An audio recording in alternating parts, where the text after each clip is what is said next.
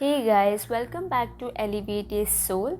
Today we are continuing with the part 2 of the chapter Vrtrāsura, Canto 6. The land agreed to accept 1/4 of the sinful reactions for killing a Brahmana in exchange for Indra's benediction that its ditches would become automatically filled. Because of this, there are now many deserts on the surface of the earth, and no auspicious rituals can be performed there. The inhabitants of the deserts are also understood to be sharing Indra's reactions for having killed Vishvarupa. In return for Indra's benediction that their branches and twigs would grow back when trimmed, the trees accepted 1/4 of the sinful reactions. These reactions are now visible as the flowing of sap from trees, which is therefore not fit to be drunk.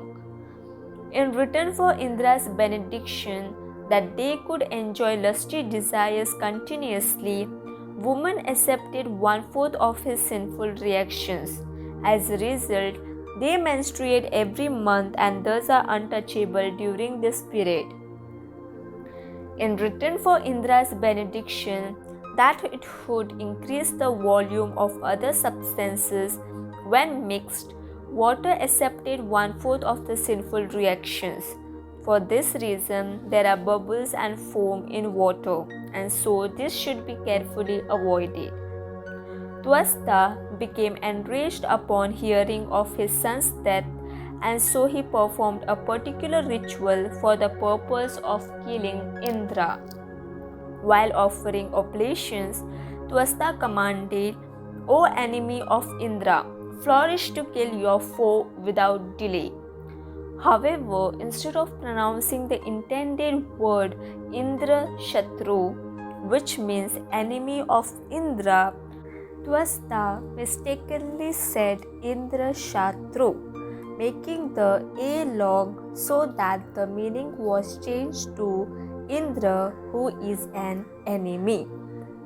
Thereafter, from the southern side of the sacrificial fire came a very fearful personality who looked like the destroyer of the entire universe at the end of the millennium.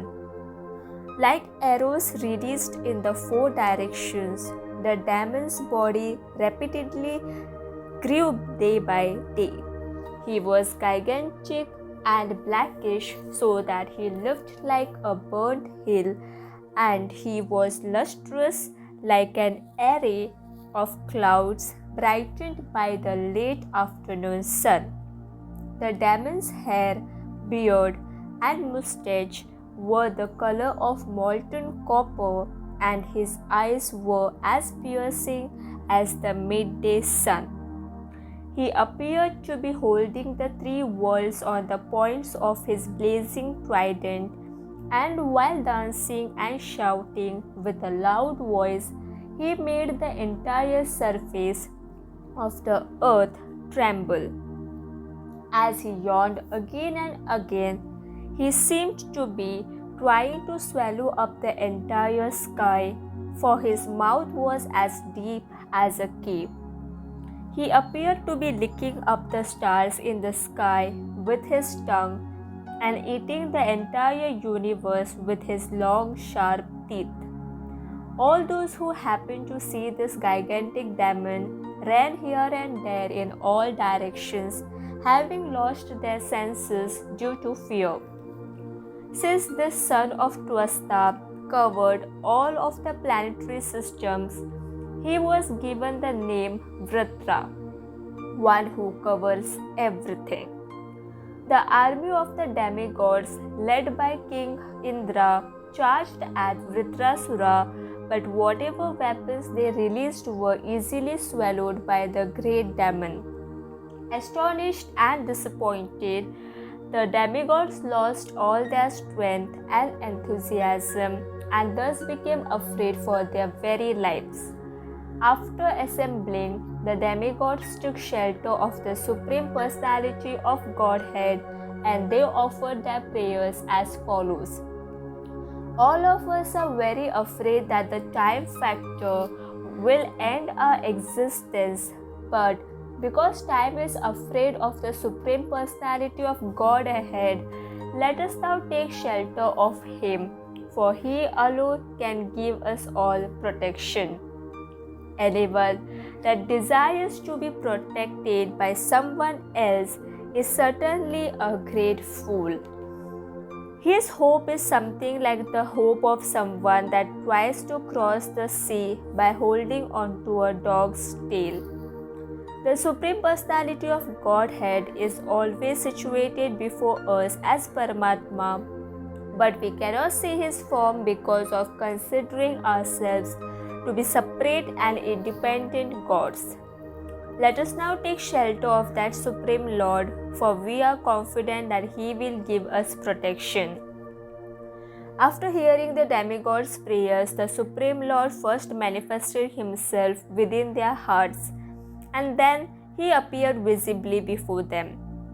Upon seeing the Lord with His smiling face and lotus petal eyes, the demigods became overwhelmed by feelings of happiness and immediately fell to the ground like rods to offer Him their respectful obeisances.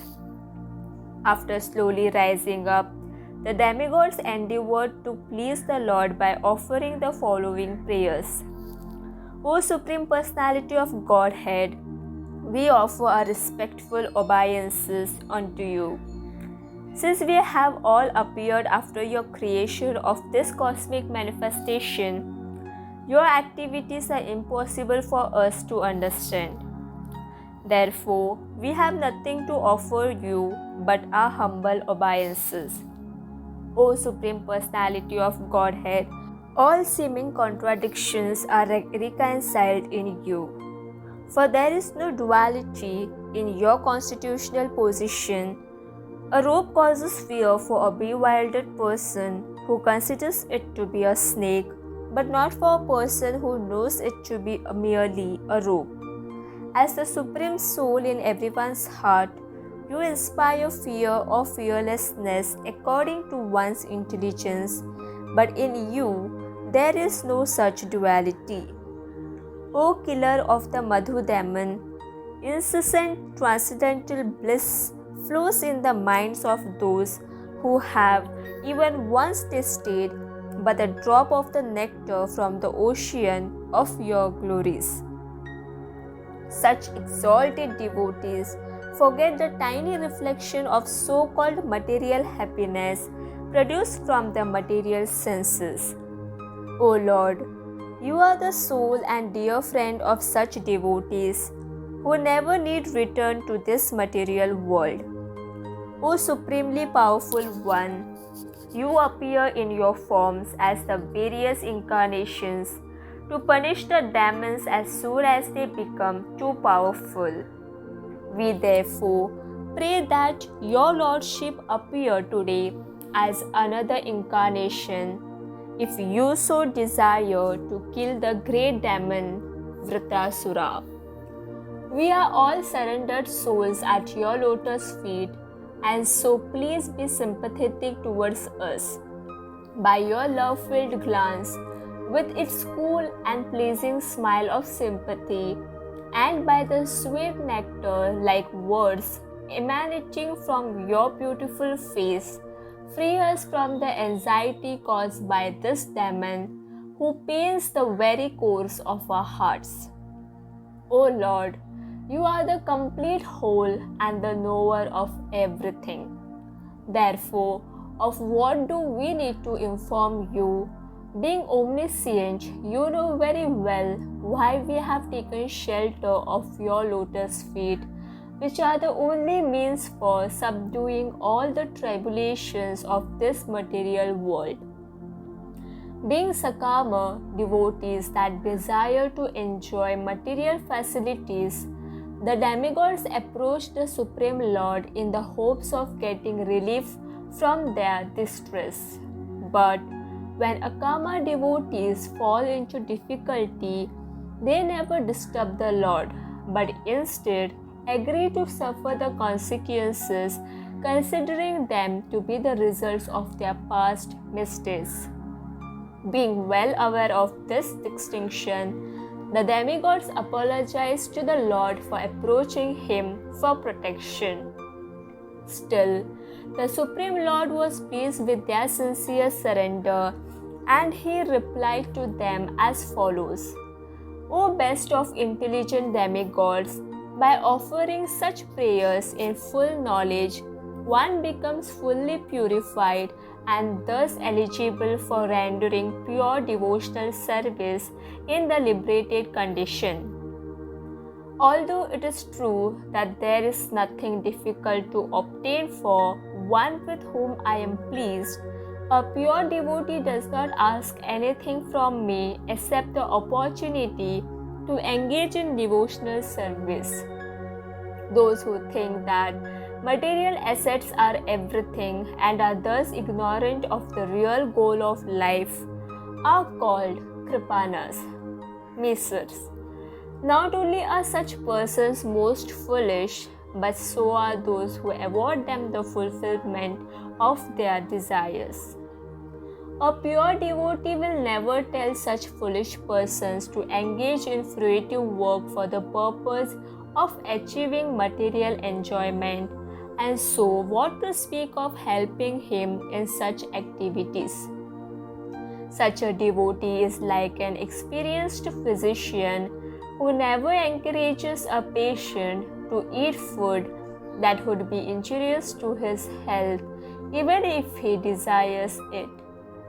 My dear Indra, I advise you to approach the great sage Dadichi, who has become very powerful because of his knowledge and austerities, and request him to give you his body. Knowing that he had fully assimilated the spiritual science, the Ashwini Kumaras previously begged him for instruction, and thus they become Jivan Mukta or liberated in this very life. Dadyancha's invincible protective covering, the Narayana Kavacha, was given to Twasta, and he delivered it to his son Vishvarupa, from whom you received it. Because of the Narayana Kavacha, Dadichi's body is very strong. When the Ashwini Kumaras beg for his body on your behalf, the sage will surely give it. Vishwakarma should then manufacture a thunderbolt from its bones. I will invest this weapon with my personal power, and thus you will surely be able to kill Vrtrāsura with it. My dear Indra, after Vrtrāsura's death, all good fortune will be yours. Although the great demon is capable of destroying the three worlds, do not fear that he will harm you. He is also a devotee and will never be envious of anyone. When the Ashwini Kumaras had previously begged Dadichi Muni for instruction in the spiritual science, the sage had replied, I am now engaged in arranging for the performance of fruitive sacrifices. Therefore, please come back after some time. After the departure of the Ashwini Kumaras, Indra came to Dadichi and said, My dear great sage, because the Ashwini Kumaras are only physicians, do not give them spiritual instruction. If you go ahead and do so in spite of my warning, I will punish you by cutting off your head. The next part will be continued in the next video. Radhe Radhe.